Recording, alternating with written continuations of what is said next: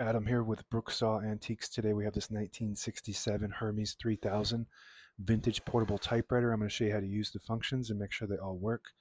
Made in Switzerland and considered the best typewriter of all time, and I agree with that.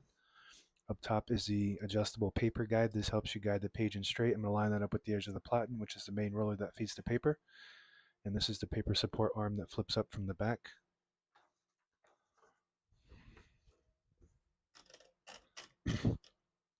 This is the paper bale that sits on top. It's got two adjustable rollers and a scale, and also the margin indicator in red.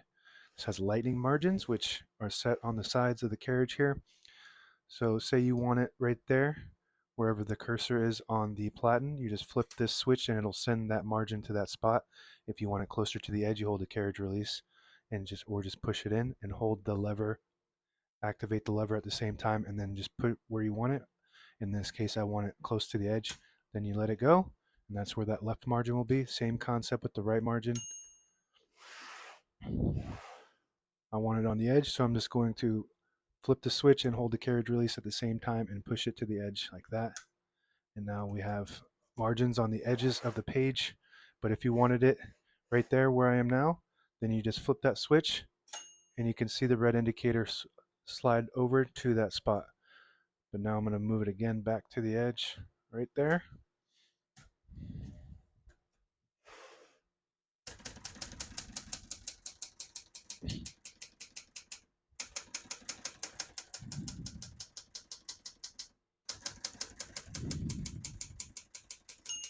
Once you hear the bell, you're at the end of the margin. Hit this line space, get you back to the beginning, and skips 1.5, or 2 spaces.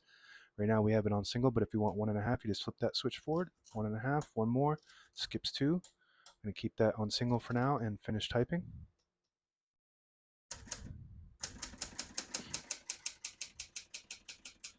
As you can see, all the keys type nice and none of them skip or stick. I'll type a sentence in red on the next line and switch from black to red. There's a switch on the right side here. Flip that all the way up to that red indicator. You print the bottom portion of the ribbon. When you have it down one slot, there's a yellow indicator. That means you're going to print right down the middle, black and red. When you have it down on the blue, it prints the top portion of the ribbon, which is black. When you have it all the way down to that silver, it doesn't print any ink at all. It just leaves a stencil for copying purposes. We're going to move that all the way up for red.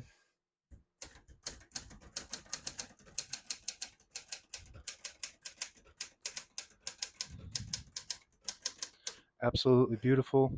The best of the best. The GOAT of typewriters, as the kids would say. Print is perfect. Everything about this typewriter is just amazing. The Bentley of typewriters. Up top is the paper release here.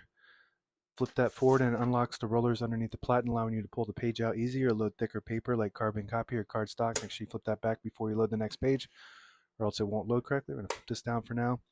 Put the color back to print black. Shift on each side and a shift lock on the left. To clear that, just hit the shift button again. Backspace on the top left. Very nice. Along the top side here is a tab function. Right now we have tabs set on 10 space intervals. Very smooth, comfortable, cushion. We're going to clear all those by just hitting tab clear. So now we shouldn't have any. Oh, so I hit tab clear instead of all clear. So we're going to hit all clear. So now we don't have any. So let's set one right there, and then we'll just test to clear that one with the tab clear. That just clears the single tab. That works good. Now we don't have any, but I always like to have one set somewhere in the middle so that way when you hit the tab button, it doesn't slam all the way to the end, causing wear and tear on your typewriter. Backspace on the left side. I don't know if I've done that already.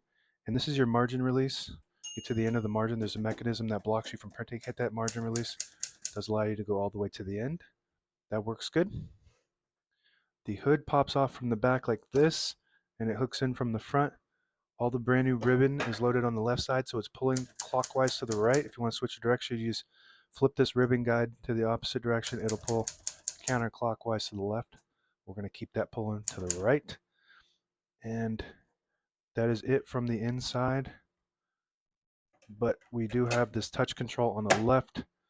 The higher up you go, the more tension there is when you hit the keys. The farther down you go, the less tension.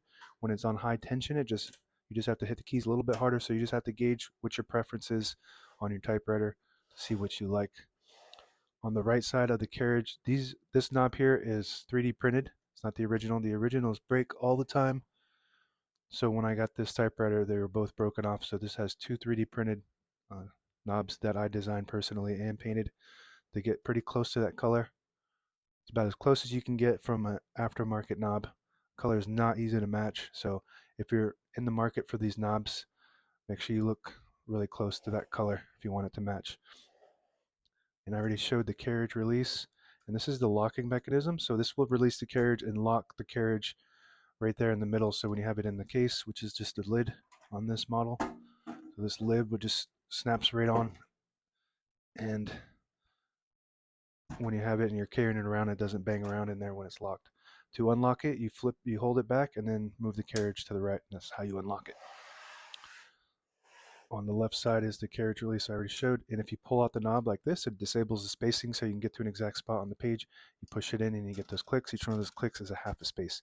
And that's it. Now available on eBay or Etsy. Search Brooksaw Antiques.